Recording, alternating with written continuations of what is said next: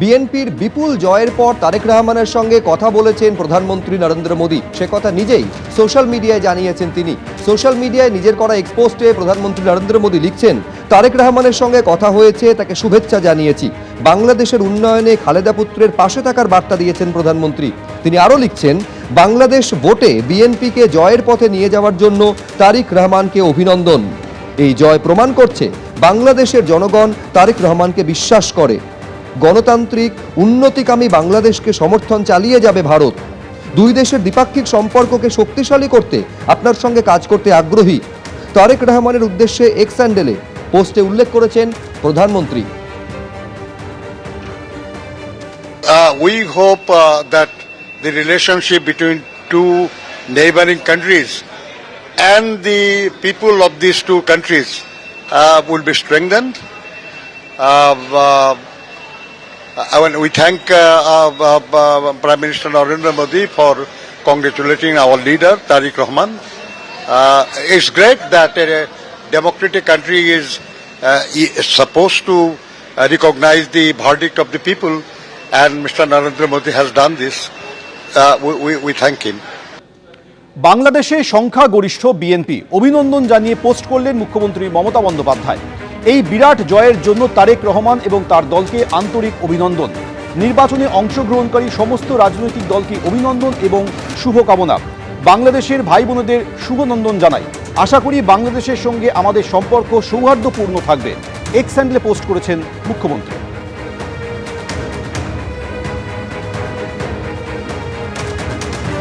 অত্যন্ত ইঙ্গিতপূর্ণ তারেক রহমানের জয় শুধু নয়, তারেক রহমানের নেতৃত্বে বিএনপির ক্ষমতায় ফেরা। 17 বছর পর নিজে বাংলাদেশে ফিরেছেন, নিজের দেশে ফিরেছেন এবং তারপর তার হাত ধরেই বিএনপি 200-র বেশি আসনে জয়লাভ করল। ভারত খুব ক্লোজলি ফলো করছিল এই ইলেকশনের আউটকাম, এবং সেখানে আমরা বলতে পারি যে এত 1.5 বছর পরে বাংলাদেশে একটি গণতন্ত্র প্রক্রিয়া যে আবার ফিরে এসছে, গণতন্ত্রের মাধ্যমে যে বিএনপি আবার জিতেছে, এটা অত্যন্ত একটি তাৎপর্যপূর্ণ ভূমিকা। এবং বাংলাদেশের সাথে ভারতবর্ষ আবার নতুন যে ডিপ্লোম্যাটিক চ্যানেলস অফ কমিউনিকেশন যেটা বলি, বা ডিপ্লোম্যাটিক রিলেশনস যেটা বলি, সেটা আবার করে শুরু হবে। কিন্তু এখানে এটাও বলার বিষয় যে এই ইলেকশনে কিন্তু শেখ হাসিনার যে পার্টি ছিলেন সেই পার্টি কিন্তু সেই পার্টি কিন্তু পার্টিসিপেট করেননি। তো একটা লিমিটেড পরিমাণে আমরা গণতন্ত্র ফিরে এসছে বলতে পারি। শ্রী নরেন্দ্র মোদী অলরেডি বলেছেন যে বাংলাদেশে যাতে একটা ইনক্লুসিভ পিকচার তৈরি হয়, যে আবার গুড গভর্নেন্স তৈরি হয়, উনি সেটাই আশা করছেন এবং ভারতবর্ষ সেটাই আশা করবে। অনেক আগে বাংলাদেশের যে সম্পর্ক ছিল, সেই সম্পর্ক কিছুদিনের জন্য যেটা ব্রেক হয়ে গেছিল বাংলাদেশে এইরকম অরাজকতার জন্য, সেটা আবার করে ফিরে আসবে। প্রথম কথা হচ্ছে যে বাংলাদেশে অনেক দিন পরে একটা স্বাভাবিক নির্বাচন হওয়ার চেষ্টা হয়েছে এবং একটা সময় মনে হচ্ছিল যে বাংলাদেশে নির্বাচন হয়তো হবে না নির্ধারিত সময়। নির্বাচন হয়েছে, সেটা খুব গুরুত্বপূর্ণ বিষয়।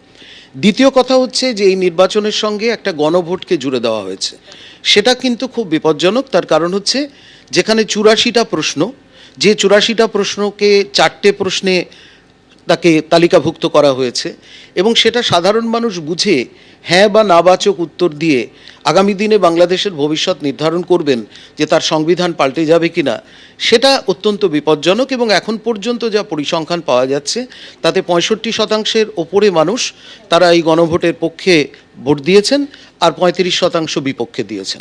ফলে এটা আরেকটা দিক। তৃতীয় দিক হচ্ছে যে এই বিএনপির নিশ্চয়ই 2/3 আসন আসছে, কিন্তু অন্যদিকে 1/3 কিন্তু এই জামায়াতে ইসলামী এবং তার সহযোগী যে দলগুলো 11 দলীয় যে জোট, তাদের নিয়ন্ত্রণে আসছে। এবং কতগুলো জায়গায় যেমন খুলনাতে বা রংপুরে, সেখানে কিন্তু জামাতের সমর্থন অনেক বেশি, তারা বিএনপির থেকে কোনো কোনো ক্ষেত্রে বেশি আসন পেয়েছে। ফলে এটার প্রভাব আগামী দিনে পড়তে বাধ্য এবং সেদিকে বিএনপি সরকারকেও আগামী দিনে তাদের সতর্ক থাকতে হবে, কারণ বিএনপির একসময়ের রাজনৈতিক সঙ্গী কিন্তু জামাত। ফলে সেই পরিস্থিতিটা এবার পাল্টে যাচ্ছে। বাংলাদেশের এই ফলাফল নিয়ে আমাদের দেশের রাজনৈতিক দলের কি প্রতিক্রিয়া, তৃণমূল এবং বিজেপি কি বলছে দেখুন। আলাদা দেশ, আলাদা রাষ্ট্র, এই মুহূর্তে আমরা এখান থেকে কোনো মন্তব্য করছি না। আমাদের সর্বভারতীয় নেতৃত্ব নজর রাখছেন, ওটা বাংলাদেশ একটি আলাদা রাষ্ট্র। ফলে তার অভ্যন্তরীণ যে বিষয়, আমরা সবসময় চাই বাংলাদেশ শান্ত থাকুক, সুন্দর থাকুক, গণতান্ত্রিক প্রগতিশীল থাকুক। আমাদের অনেকেরই স্মৃতি পূর্ব বাংলা একটা আলাদা আবেগ। এই সুন্দর স্মৃতি অটুট থাকুক। মাননীয় প্রধানমন্ত্রী শুভেচ্ছা বার্তা দিয়েছেন। বিএনপির আজকে জয়।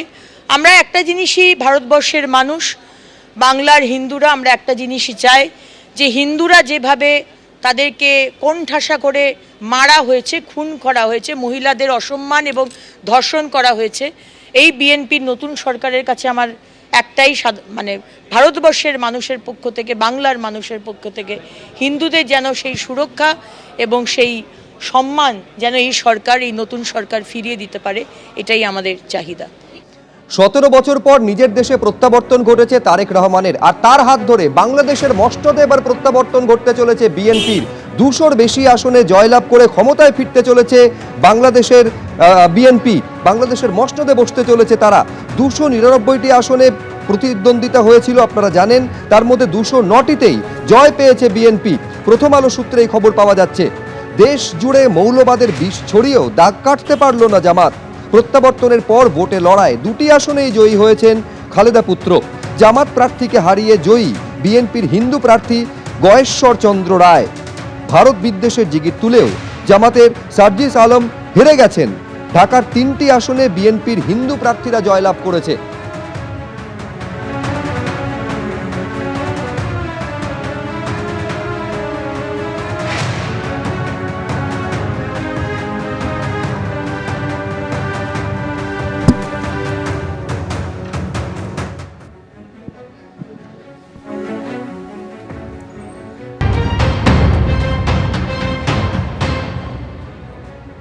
গুলশানে বিএনপির যে কার্যালয় রয়েছে সেখানে বিএনপি চেয়ারম্যান তারেক রহমান এই মুহূর্তে এসছেন এবং এখানে তিনি রয়েছেন। এখানে যারা জয়ী হয়ে প্রার্থীরা এসছেন তারা তার সঙ্গে দেখা করতে আসছেন।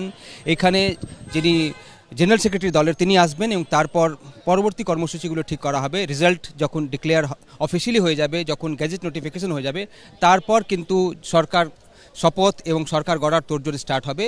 এখন যেটা আমরা জানতে পারছি কি, দেখুন ফুল নিয়ে এসছেন একজন, এটা কোথা থেকে নিয়ে এসছেন ফুল? আসসালামু আলাইকুম রহমতুল্লাহ।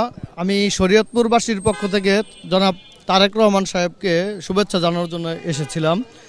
আমাদের শরীয়তপুরবাসী জনাব তারেক রহমান সাহেবকে 3টি আসনই পুরস্কৃত করেছেন, বিজয় লাভ করার জন্য যথেষ্ট চেষ্টা করেছেন এবং ইনশাল্লাহ আমরা বিজয় হয়েছি।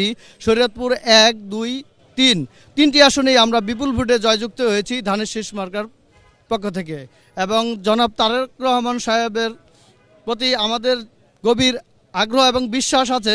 শরীয়তপুরবাসীর যেই কাজগুলো, রোডের যেই কাজগুলো রয়ে গেছে ইতিপূর্বে যেগুলো সম্পূর্ণ করতে পারেনি, সেই কাজগুলো অবশ্যই আমাদের জননেতা তারেক রহমান সাহেব সম্পূর্ণ করবেন। তিনি আশা প্রকাশ করছেন কি যে জায়গা থেকে তিনি এসছেন এবং তিনি বলছেন কি তারা আশাবাদী কি যে যে কাজগুলো করার কথা সেটা করবেন তারেক রহমান, এবং সেখান থেকে তিনি ধন্যবাদ দেওয়ার জন্য এসছেন। সমর্থকরা এখানে রয়েছেন এবং ধানের শীষের ওপর যে সবথেকে বেশি ভোট পড়েছে, 200 থেকে বেশি আসনে জয়ী হয়েছে এই জোট, এবং এখন সরকার কখন শপথ নেবে সেটা নিয়েই চিন্তাভাবনা চলছে। তবে যেহেতু অফিসিয়ালি গ্যাজেট নোটিফিকেশন হবে ইলেকশন কমিশনের তরফ থেকে, জয়ী প্রার্থীদের নাম যখন তালিকা চলে আসবে তারপরেই কিন্তু স্টার্ট হবে শপথের কর্মসূচি এবং সরকার গঠন করার কর্মসূচি।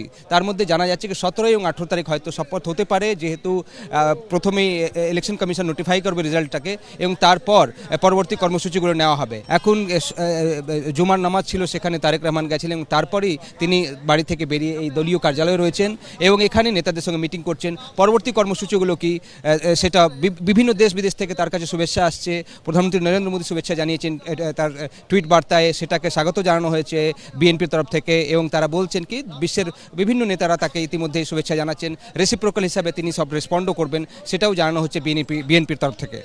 কেন জিতেন্দ্র কুমারের সঙ্গে বিজেন্দ্র সিং, এবিপি আনন্দ, ঢাকা। এবিপি আনন্দ, এগিয়ে থাকে, এগিয়ে রাখে।